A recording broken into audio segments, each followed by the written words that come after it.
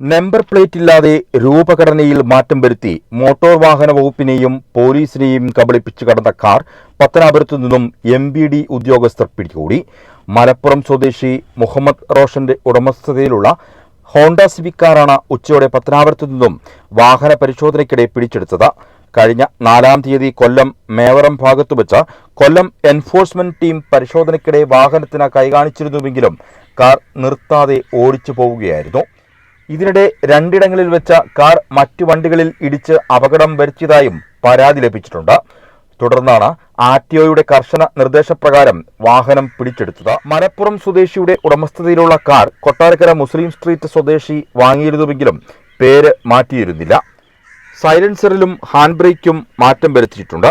Number പ്ലേറ്റിന്റെ ഭാഗത്ത് boomer എന്നാണ് രേഖപ്പെടുത്തിയിരിക്കുന്നത്.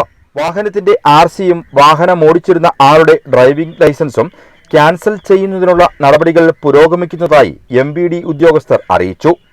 അസിസ്റ്റന്റ് മോട്ടോർ വെഹിക്കിൾ ഇൻസ്പെക്ടർമാരായ V. ബിജോയി, മഞ്ജു, ഡാനി എന്നിവരുടെ നേതൃത്വത്തിലുള്ള സംഘമാണ് വാഹനം കസ്റ്റഡിയിലെടുത്തത്. News bureau, Pathanapuram.